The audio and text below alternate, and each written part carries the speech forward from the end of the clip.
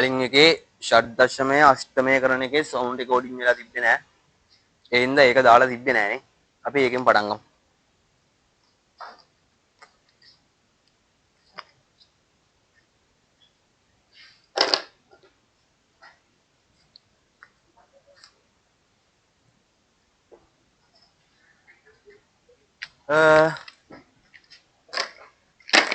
එදාලා video එකෙත් පොඩි case එකක් ගියානේ.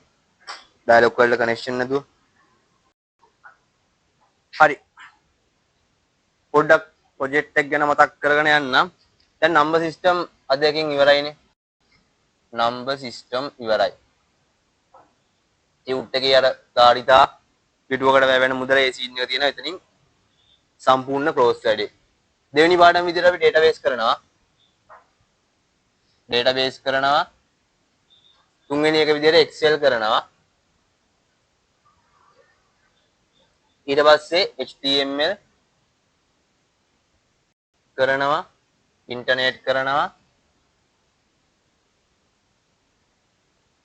ඕවිල නෙක්ස්ට් වීක් එකේ මේ ටිකම වැඩි. ඉන්ටර්නෙට් කරනවා. ඊට පස්සේ ඔය අතරතුර මැදින් වර්ඩ් මතක් කරගෙන යනවා. එතකොට නෙක්ස්ට් වීක් වෙද්දී 1 2 3 4 5යි පාඩම් 6ක් ආව වෙයි. ඉතින් ඔයාලට ඊට කලින් ටියුටර් රිවිව් කරගන්න වෙනවා. මම ඒකෙත් ප්‍රොජෙක්ට් එක ගැන කිව්වනේ.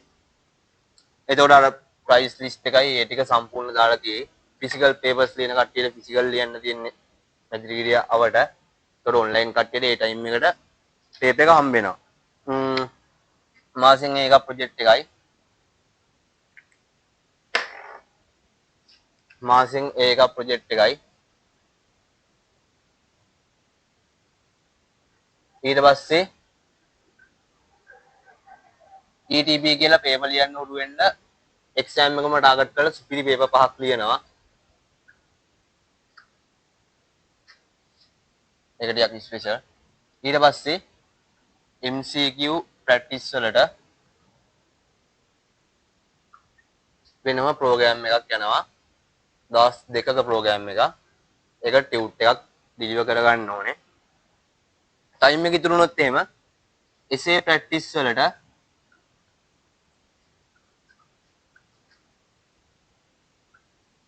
වෙනමම ප්‍රෝග්‍රෑම් එකකුත් මෙතනදී වෙනවා. පාස්ට් පේපර්ස් ටික කොහොමද සාකච්ඡා කරනවනේ. මොඩල් පේපර්ස් 5ක් මෙතන සාකච්ඡා වෙනවා. MCQ ටික සම්පූර්ණ ප්‍රැක්ටිස් වෙනවා.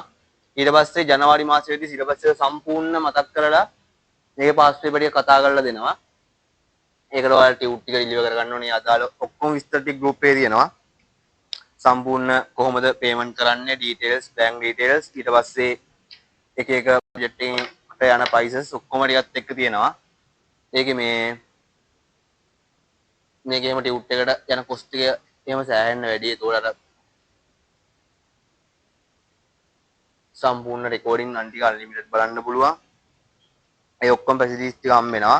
විභාගය යනකම් රෙකෝඩින් ටික අන්ලිමිටඩ් බලන්න. ඉතින් හරියට වැඩේ කරගන්න මොකද තව දවස් ටිකයිනේ තියෙන්නේ. දැන් මේක බොහෝ විට ඉරිදා අප්ලෝඩ් වෙයි. ඒකට ආයෙ මේක ඉරිදා බලනවා කියන්නේ තව සති හරියටම 4ක් විතර ඇත්තේ විභාගෙට. හරි. බලමුකෝ. එන්න ෂඩ් දශමය අෂ්ටමය බවට පරිවර්තනය.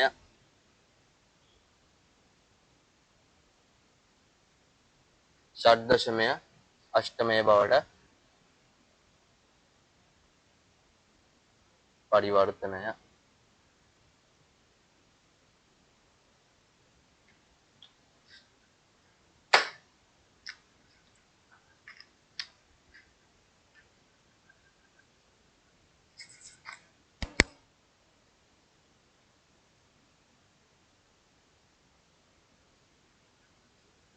හරි.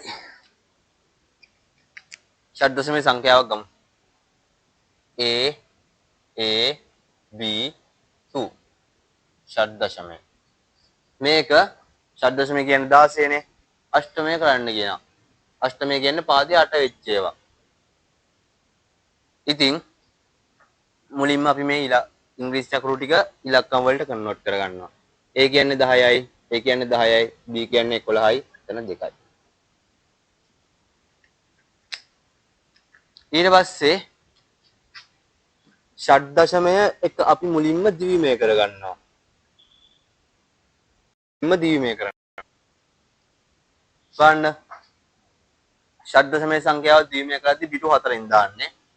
පිටු 4 ගත්තොත් අපි 8 4 2 1 කියලා. ඔයාලා ඕනනම් බලලා දාගන්න. බලද්දී දාමු 2.0 2 1 2 2 2 3. ඒ වගේ අගයන් එන්නේ 8 4 2 කියලානේ.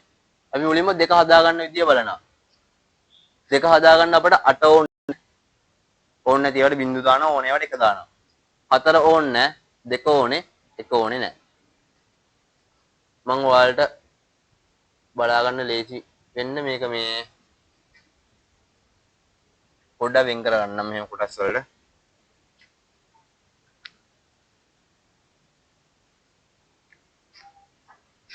ඊට පස්සේ බලන්න 11 කොහොමද හදාගන්නේ? 11 හදන්න මේකට දාමු 8 4 2 1. නැත්නම් ඔයාලා බලයන් ටික දාගන්න. 11 හදන්න අපිට 8 ඕනේ. 4 આવොත් එහෙම 8යි 4යි 12ක් වෙනවනේ. එහෙනම් 4 ඕනේ නැහැ. 2 ඕනේ. එතකොට 10යි. එකත් ඕනේ. ඊට පස්සේ 10 හදාගන්න. 10 හදාගන්නත් ඔය විදිහටම දාමු. 8 4 2 1. 8 ඕනේ. 4 එපා. 2 ඕනේ. 1 ඕනේ නැහැ. මෙතනත් 10 හදාගන්න 8 4 2 1. 8 ඕනේ. 4 එපා. 2 ඕනේ. 1 ඕනේ නැහැ. ඊට පස්සේ මේ ටික ඔක්කොම අපි ළඟින් ලියනවා.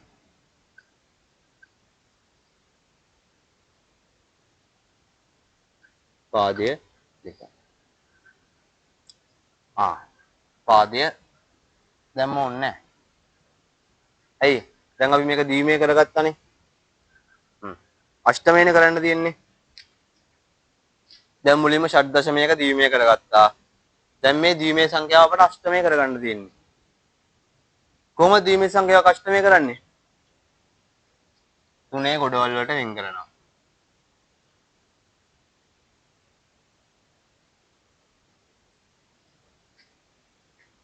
ඊට පස්සේ මේකටත් අර 2.0 2 1 2 2 කියලා අගයන් ටික දාලා නැත්නම් 4 2 1 දාලා ඕක මේ ටිකටම කන්ටිනියු කරගෙන යන්න.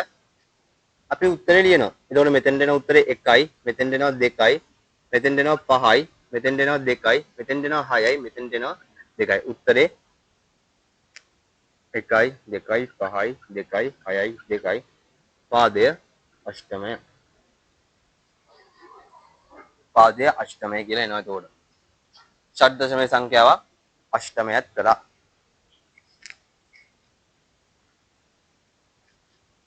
හරි. A D E 3. චූටි විනාඩි 2ක් විතර අරගෙන මේක කන්වර්ට් කරන්න බලන්න.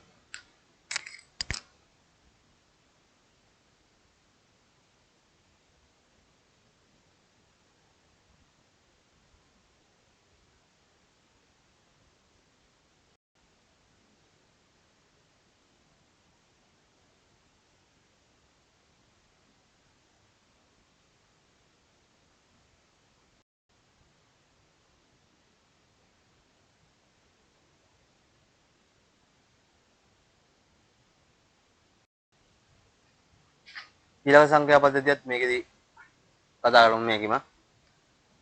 අෂ්ටමයේ ෂඩ් දශමයත් මෙහෙමම කතා කරනවා.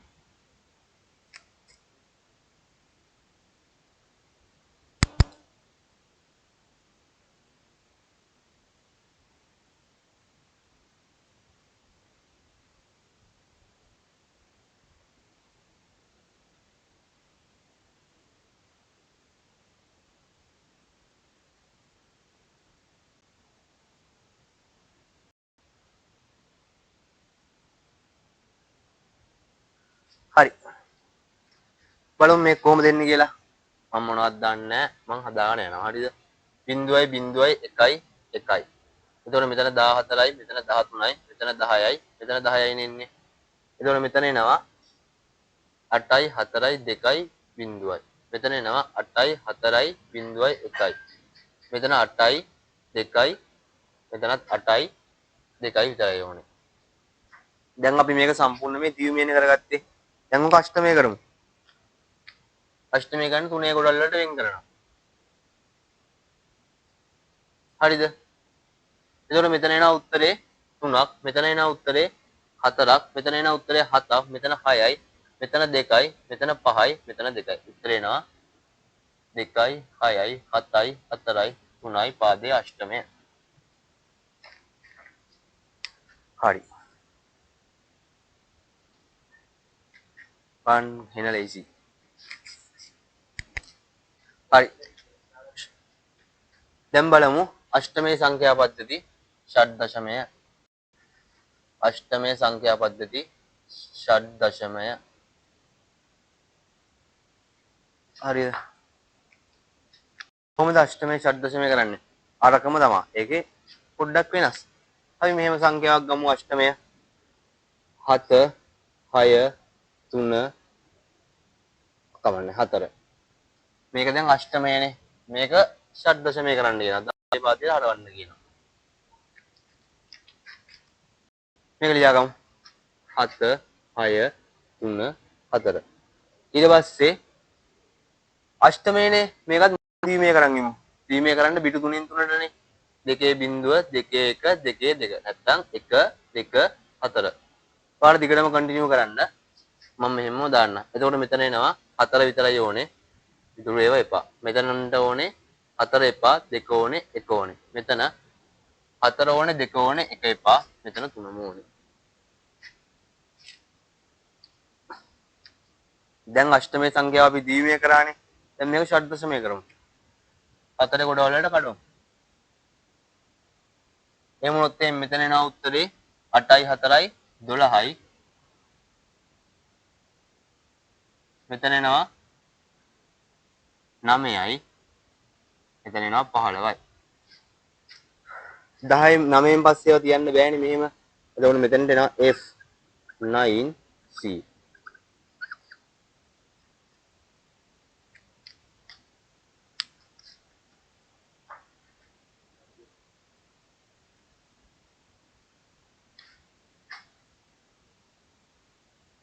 ඊට පස්සේ බලමු ඊළඟ ගාන තව ගානක් හදමු 6 7 3 2 අෂ්ටමය.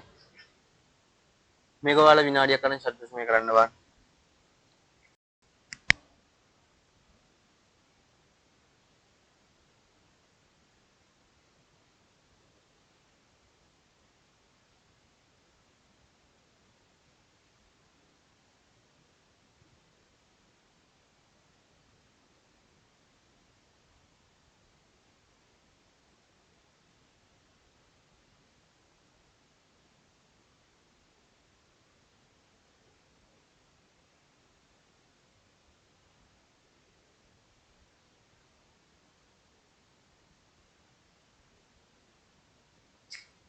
හරි නේද?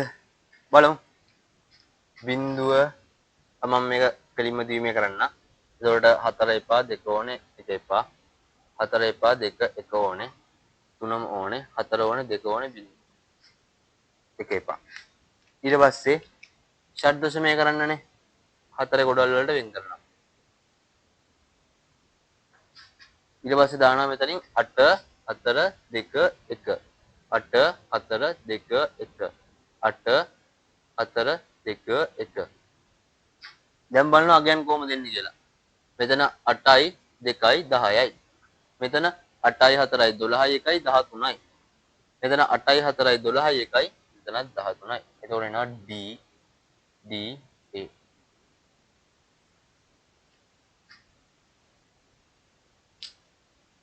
ලේසි මෙතනින් කන්වර්ටර්ස් ඔක්කොම ඉවරයි. මම එකම එකක් දෙපාරකුත් සාකච්ඡා කරලා තියෙනවා. ඔයාලා ගාන්න නෝට් එක හදාගන්න.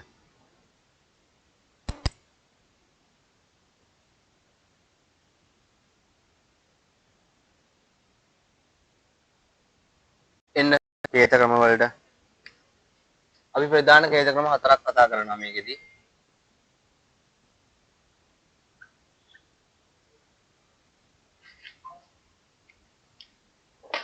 ප්‍රධාන කේත ක්‍රම 4ක් කතා කරනවා. 1 BCD 2 ASCII BCD ASCII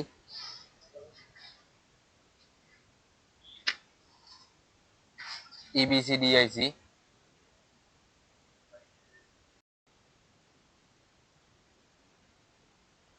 Unicode.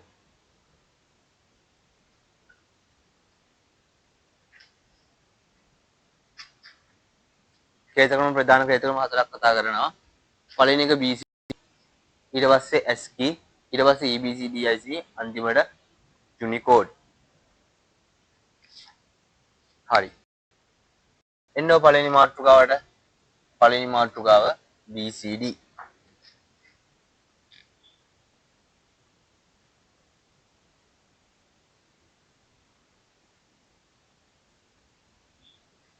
BCD.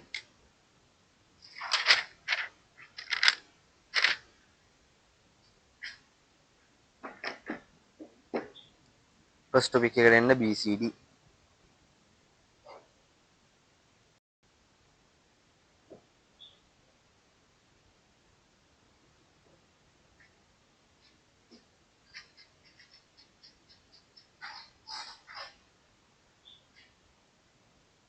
මේකත් නිකන් අර ෂඩ් දශමයේ වගේ හැබැයි චූටි වෙනසක් තියෙනවා.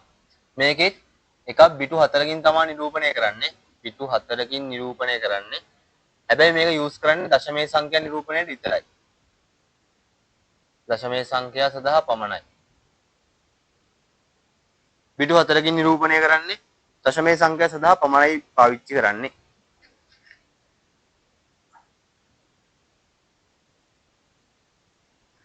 අපි බලමු දශමයේ සංඛ්‍යා ටිකට BCD කේත ටික 0 1 2 3 4 5 6 7 8 9 BCD කේත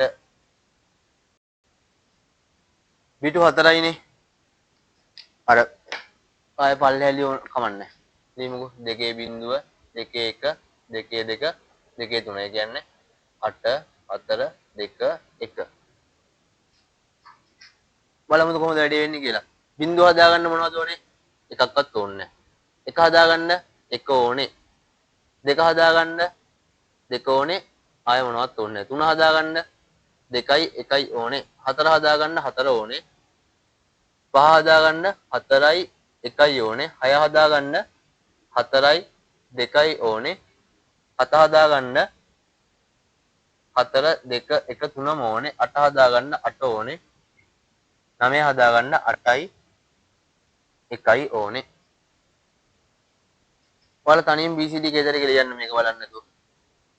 එතකොට BCD වල අපි කතා කරා මොකද්ද? බිටු 4කින් නිරූපණය කරන්නේ. හැබැයි දශමයේ සංඛ්‍යා සඳහා පමණයි. එතකොට බිංදුව ඉඳන් 9ට තියෙන දශමයේ සංඛ්‍යා වලට BCD කේතරික අපි දැන් දන්නවා. ඊට පස්සේ ගාණක් හදන්න තියෙන්නේ. ඔක දාගන්න. දාගන්න කියන්නේ තනියෙන් මොකද ෂඩ් දශමයේ එක ඔයාලා දන්නවනේ. ඒක වගේම තමයි.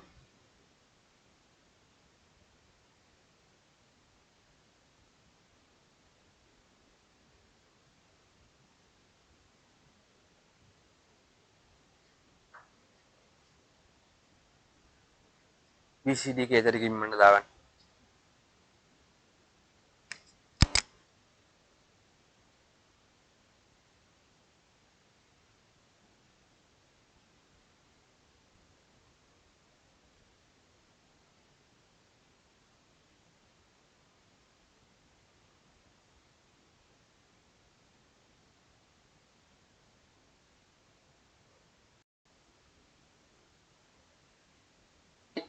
අපි එක්සැම්පල් එකක් ගමු 39 කියලා ගාණක් 39 කියන දශමයේ ගාණ BCD කරන්න තියෙනවා. 39 කියන BCD ගාණ දශමයේ කරන්න තියෙන්නේ. බණ්ඩ 3 9 9 හදාගන්න 1.0.1 3 හදාගන්න නිකම්ම ලියන්න පුළුවන් දැන් අර පුරුව තියෙනවනේ. BCD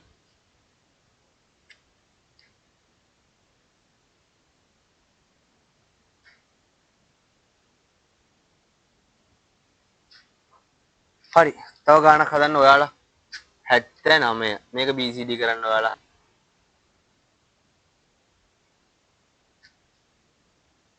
79 කියන ගාණ ඔයාලා BCD කරන්න.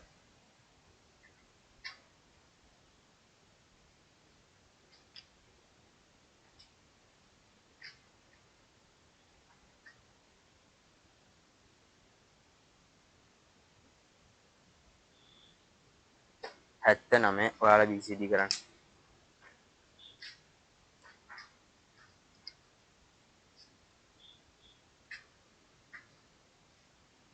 කොහමද? 79 BCD කරද්දි 9 හැදෙන්න 1.0.1 7 හැදෙන්න 0.1. එතකොට උත්තරේ ඔක තමයි. BCD ඉවරයි. මේ chart එකෙන් බල බල දාන්න එපා. ඔයාලා ඉතින් ඒක හදාගන්න. chart එකෙන් බල බල දාලා තේරුමක් නැහැ නේ. විභාගයේ chart එක ඔයාලා ලියාගෙන යන්න හම්බෙන්නේ නැහැ නේ. මොකද මේ වගේ එකක් ආවත් උපරිම එක ලකුණක් විතර හම්බෙන්නේ. ඒ වගේ දෙයකට chart එකම ලියාගෙන කියලා තේරුමක් නැහැ නේ.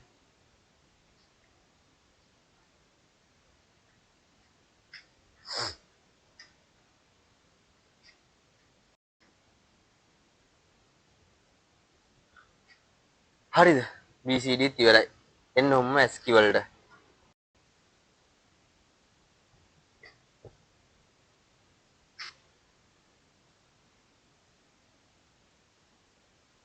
SQ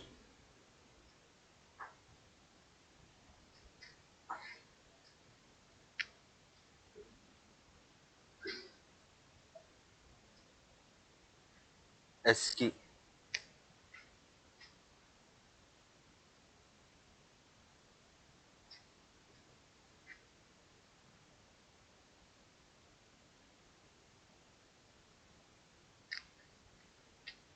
BCD වල අපි බිටු 4යිනේ යූස් කරේ. මේකේ බිටු 7යි. ඒ කියන්නේ අනුලක්ෂණ බලන්න 2 7 වෙනි බලය කීයද කියලා. බිටු 7යි අනුලක්ෂණ ගන්න හොයන්න 2 බල විදියට දාන. ඒතකොට 2 7 වෙනි බලය ගන්න වෙන්නේ.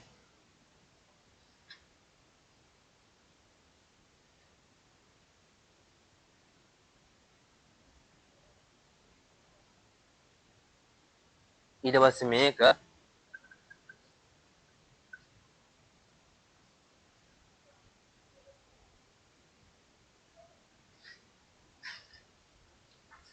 ටෙක්ස්ට් නිරූපණයට ඊට පස්සේ අර පරිගණක සංවේදන උපාංග ආදී නිරූපණයට වගේ යූස් කරනවා.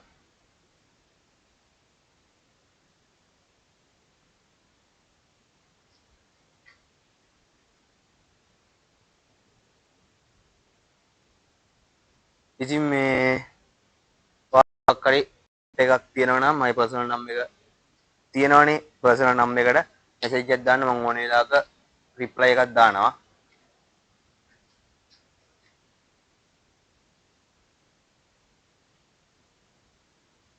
එතකොට අනුලක්ෂණ කීය දෙන්නේ 128යි නේ. SQ ඔය ටික ෂේප් එක දනම් කියන SQ වල ඇති. දැන් අපි බලමු SQ වලින් ගණන් හදන්න.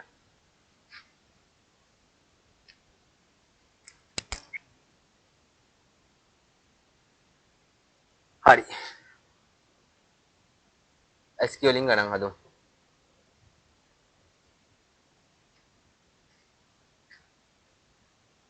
SQ වලින් ගණන් හදමු.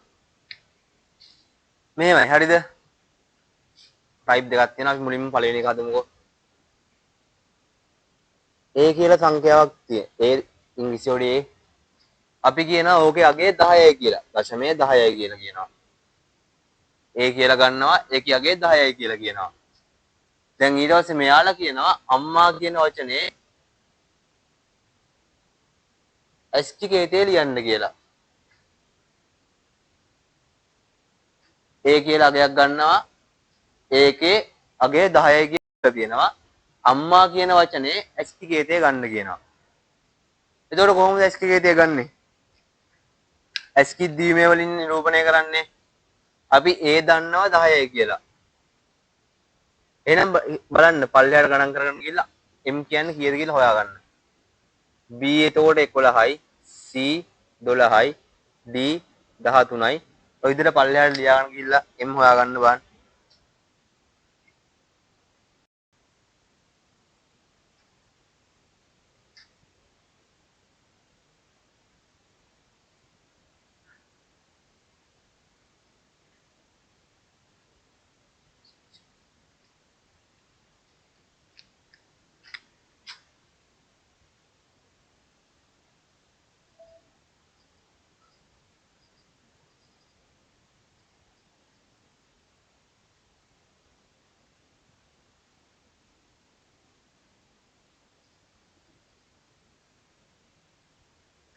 එතකොට අපි A දන්නවා 10යි කියලා.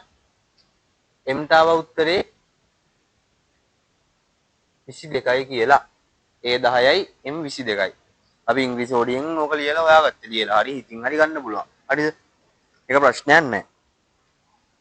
එතකොට අපි මුලින්ම A ගේ ASCII කේතය හොයාගන්න ඕනේ. 10 බෙදීම 2කින් 5යි ඉතුරු බිංදුවයි.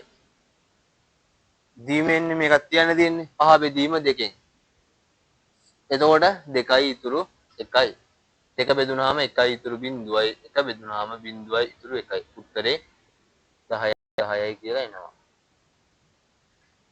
M ටායේ 22 ගන්නේ. හරි අපි M උත් හමු. 22 බෙදීම 2කින් 11යි ඉතුරු බිංදුවයි. 5යි ඉතුරු 1යි. බිංදුවයි ඉතුරු 1යි. එතකොට M ට එන උත්තරේ බිංදුවයි කියලා. අපි A හොයාගත්ත A දීලා තිබ්බ 10යි කියලා එන්න අපි M හොයාගත්ත 22යි කියලා ඉංග්‍රීසි හොඩිය ලියාගෙන ඊට පස්සේ 10 දෙකෙන් බෙදලා දීමේ කරලා දෙකෙන් බෙදාගෙන ගිහිල්ලා අපි ඒකේ ASCII කේතය හොයාගත්තා 22ත් බෙදාගෙන ගිහිල්ලා අපි ඒකේ ASCII කේතයත් හොයාගත්තා හරිද ඒත් දන්නවා එමුත් දන්නවා ආ එතනින් එහාට වෙන එකක් මේකේ නෑනේ මේකේ වෙන්නේ B වගේ තිබ්බනම් අපිට 11 හොයන්න පුළුවන් C අකුර වගේ තිබ්බනම් 12 කීයද කියලාත් හොයන්න පුළුවන් ප්‍රශ්නයක් නෑනේ දැන් ඒ දන්නවනේ මම මුලින්ම ඒ ලියනවා 10යි 10 කියලා ඊට පස්සේ ලියන්න තියෙන්නේ m අකුරේ m අකුරේ ඇවිල්ලා තිනවා 1.1.1.0 කියලා 1.1.1.1 කියලා හරිනේ ඒ මුයි විතරනේ තියෙන්නේ මෙච්චරයිද නෑ නේද තව m අකුරක් මෙතන තියෙනවනේ මම ඒකක් ලියනවා බිංදුව ඊට පස්සේ ආයෙත් තියෙනවා ඒ අකුරක් මම ඒකක් ලියනවා එතකොට අම්මා කියන වචනේ ASCII කේතේ වෙන්නේ වෙන්න මේක ආයෙත් බලන්න කොහොමද කරේ කියලා ඒ කියන්නේ 10 කියලා දීලා තිබ්බා අම්මා කියන වචනේ ASCII කේතේ ලියන්න කියලා කිව්වා ඒ 10 ඉන්න අපි m හොයාගත්ත ඉංග්‍රීසි හොඩියේ පල්ලෙහාට ගිහිල්ලා 22යි කියලා ඒ 10 ඉන්න අපි m හොයාගත්ත 22යි කියලා ඊට පස්සේ ඒ වල ASCII කේතේ හොයන්න අපි 10 බෙදුවා දෙකෙන් ද්විමය කරා 10 දශමය ගන්නේ ද්විමය කරගෙන ගියා උත්තරය ආව 10යි 10 කියලා ඊට පස්සේ m 22යිනේ 22 දෙකෙන් බෙදාගෙන ගියා අපි m හොයාගත්තා 10යි 11යි බිංදුව කියලා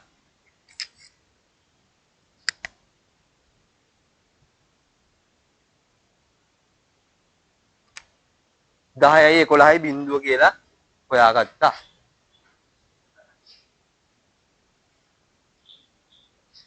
ඊට පස්සේ ඒ අකුර ASCII කේතේ ලිව්වා, M අකුරේ ලිව්වා, ආයෙත් M අකුරේ ලිව්වා, ඒ අකුරේ ලිව්වා.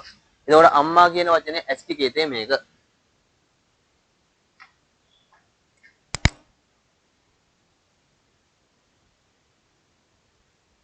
අපි ASCII වල තව ටයිප් එකක් බලමු. හිතන්න A කියන සංඛ්‍යාව මට දෙනවා 1 1 බිංදුව කියලා. A කියන්නේ 1 1 බිංදුව කියලා කියනවා. හරිද? මෙයා කියනවා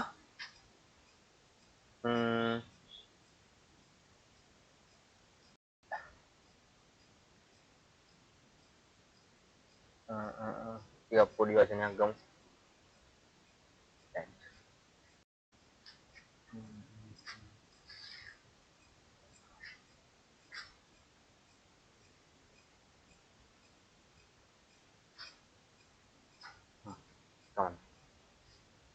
ඒ කියන එක 1 1 බිංදුවයි මෙයා කියනවා මෑන් කියන වචනේ ASCII කේතේ හොයන්න කියලා.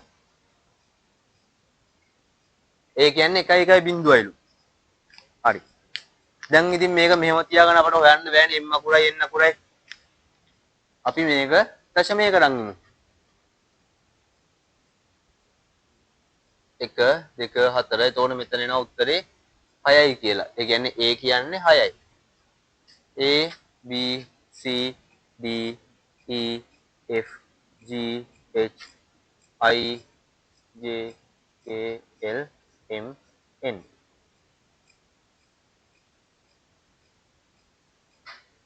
A කියන්නේ 6යිනේ, B කියන්නේ 7යි, C කියන්නේ 8යි, D කියන්නේ 9යි, E කියන්නේ 10යි, F 11යි, 12යි, 13යි, 14යි, 15යි, 16යි, 17යි, 18යි, 19යි.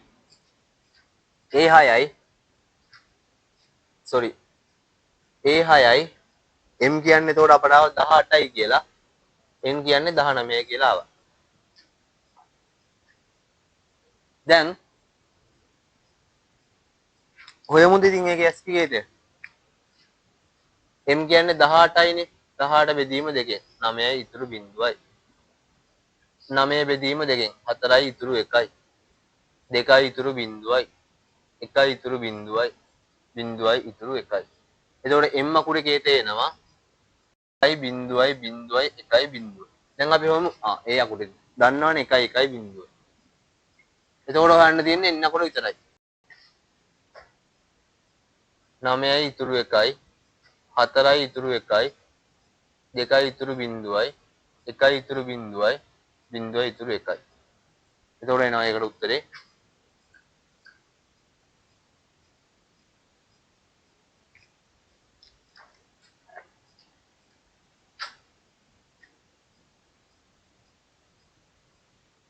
මෑන් කියන වචනේ ඇස් කීයේතේ මේක. අපි ඇස් කියවල තව එක ගානක් හදලා වැඩි නවත්තුමු ඇස් කියවල.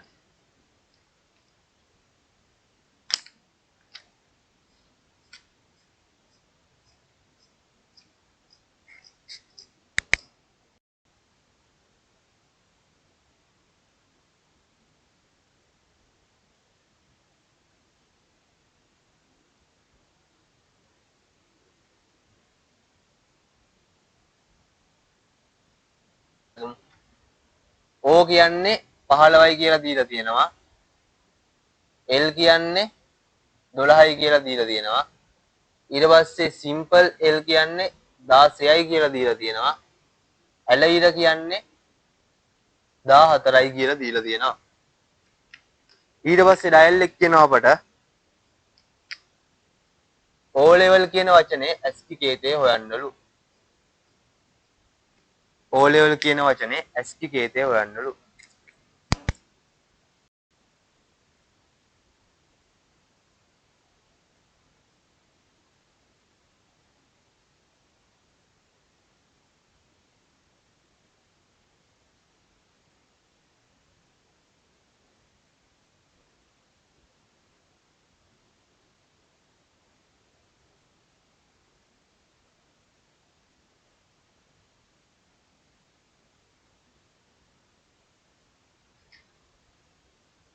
O අපි බලමු 15 දෙකෙන් බෙදුනම 7යි ඉතුරු 1යි 3යි ඉතුරු 1යි 1යි ඉතුරු 1යි බිංදුවයි ඉතුරු 1යි. ඊට පස්සේ ඇලයිර මේ තියෙන ඇලයිර 14යි කියලා 14 දෙකෙන් බෙදුනම 7යි ඉතුරු බිංදුවයි 3යි ඉතුරු 1යි 1යි ඉතුරු 1යි බිංදුවයි ඉතුරු 1යි. ඊට පස්සේ L අකුරු දෙකක් තියෙනවා සිම්පල් එකයි කැපිටල් එකයි. හැබැයි අපෙන් ඉල්ලලා තියෙන මෙතන කැපිටල් L නේ. එහෙනම් අපි කැපිටල් එක ගන්නවා 12.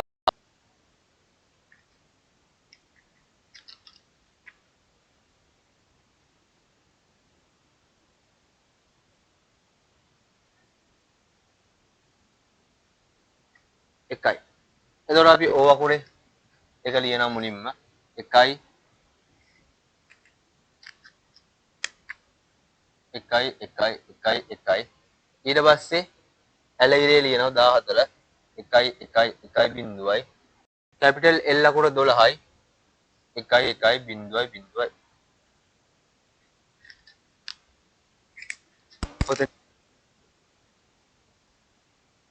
මෙතනින් අපි ST ටික නවත්තමු.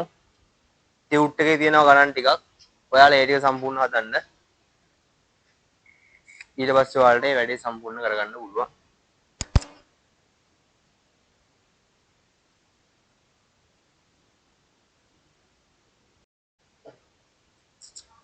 හරි. S කී ඉවරයිනේ. එන්න EBC DIC වලට. EBC DIC වලට.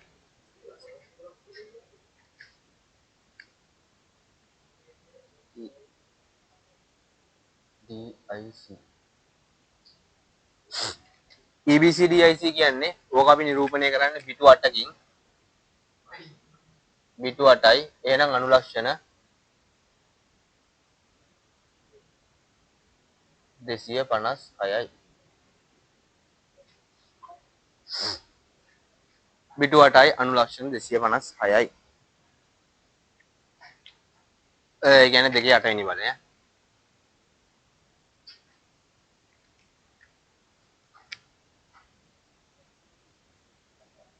පිටු 8යි කියන්නේ 2 8 වෙනි බලය. අනුලක්ෂණ 256යි.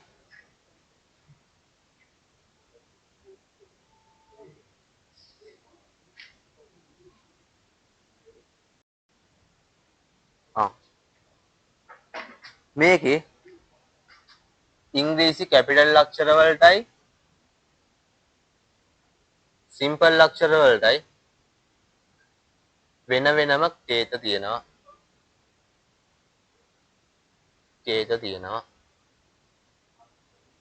EBCDIC වලදී තමයි ඒක. මොකද මේ අනුලක්ෂණ 256ක් තියෙනවානේ. ඉංග්‍රීසි කැපිටල් සිම්පල් අක්ෂර වලටත් වෙන වෙනම කේත තියෙනවා.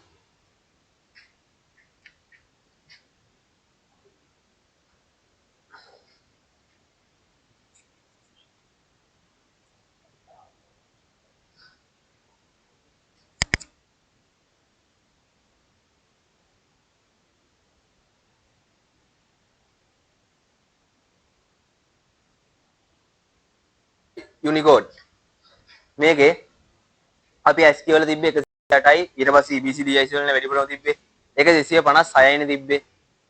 යුනිකෝඩ් 256කින් අපට මදි නේද? ඉංග්‍රීසි ඕඩියේ සිම්පල් කැපිටල් ටික නිරූපණය කරන්න ඕනේ. සිංහල අක්ෂර ඊට පස්සේ තියෙනවා හින්දු අරාබි ඒවා ඒ ඔක්කොම නිරූපණය කරන්න තව අර අනුලක්ෂණ ඒවා තියෙනවා ඉමෝජි වගේ ඒවා දාන්න ඒ ඔක්කොටම අපට 256ක් මදිනේ. ඒ හින්දා තමයි යුනිකෝඩ් හැදිලා තියෙන්නේ. යුනිකෝඩ් වල අනුලක්ෂණ කොච්චරක් විතර තියෙනවද? යුනිකෝඩ් වල බිටු තියෙනවා 16ක්. 16යි. ඒ කියන්නේ අනුලක්ෂණ බාන 2.16 වෙනි බලය. බිටු 16යි අනුලක්ෂණ 2.16 වෙනි බලය බලන්න කීයද කියලා. 65536යි. යුනිකෝඩ් වල බිටු 16යි අනුලක්ෂණ එතකොට 65536යි. ඊට පස්සේ ඕකේ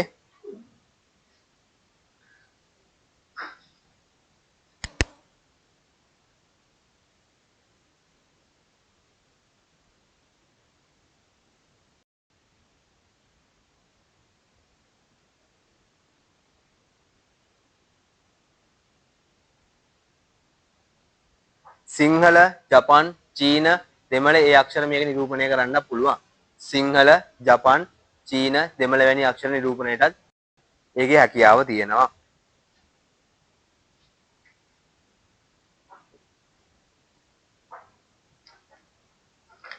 ඔය ටික සාමාන්‍යයෙන් දැනන් හිටියනම් ඇති. ඒතකොට නූතනයේ අපි යූස් කරන්නේ යුනිකෝඩ් කියලා මතක තිබ්බනම් හොඳටම ඇති. ඒතකොට මෙතනින් නම්බර් සිස්ටම් වල උගන්වන්න තියෙන තියරි ටික ඉවරයි. ඊට පස්සේ තියෙනවානේ ධාරිතා ටික, පිටුවකට වැය වෙන මුදල, ඒ වගේ සෙට් එකක් තියෙනවානේ. ඔය සෙට් එක අපි ටියුට් එක පිටිපස්සේ chart 4ක් මම හිතන්නේ තියෙන්නේ. chart 4කින් තියෙනවා පිළිවෙලට හදලා. ඒතකොට ඔයාලට ඒ හතර බලා ගන්න පුළුවන්. ඒ වගේම එක ලකුණක් විතරයි. දැන් මෙතන අපි කේත ක්‍රම ටික කතා කරා, පරිවර්තන ටික කතා කරා. ඒ ටිකනොත් ඔයාලට ලකුණු දෙකක් තුනක් විතර ගන්න පුළුවන්. නම්බර් සිස්ටම් පාඩම මෙතනින් ඉවරයි. මේක අර වැඩි දුර කරුණු ඒ ටික ටියුට් එක ටයිප් කරලා පිළිවෙලට හදලා තියෙනවා.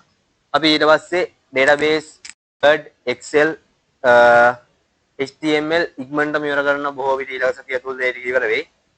ඉතින් ඔයාලා හරියට මේක කොහොමද කරගන්න වැඩේ හොඳයි නම් පොඩි ෆීඩ්බැක් එකක් දෙන්න කොහොමද? එතකොට මම හිතන්නේ උපරිම පැය දෙකමාරක විතර රෙකෝඩින් එකක් ඇත්තේ ඔයාලට දවස් දෙකේම නම්බර් සිස්ටම් පාඩමම හරියට කරලා වැඩේ කරගන්න.